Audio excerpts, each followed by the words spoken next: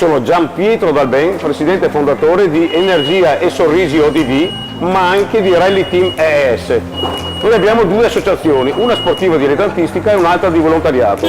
Da 20 anni trasportiamo durante le nostre gare internazionali tonnellate di aiuti nei territori dove andiamo a correre, per cui Marocco, Mauritania, Senegal, Algeria, Tunisia, Egitto, Grecia, Albania. Siamo intervenuti negli ultimi anni parecchie volte nel terremoto di Glina e Petrinja in Croazia, poi abbiamo iniziato con la rotta balcanica, 20 viaggi in rotta balcanica per i profughi tibetani, iracheni, bengalesi, e dall'inizio della guerra siamo andati 41 volte con 41 bilici in Ucraina.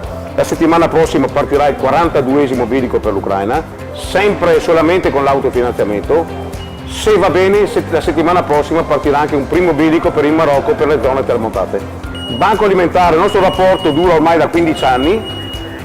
Oltre a questi aiuti chiaramente importanti del banco, noi facciamo la raccolta anche nei supermercati, per cui nel territorio di Vicenza, Montecchio Maggiore, Altavilla Vicentina e paesi limitrofi consegniamo circa 350 quintali all'anno, casa per casa, alle famiglie del territorio che ne hanno necessità, sempre e solamente con l'autofinanziamento.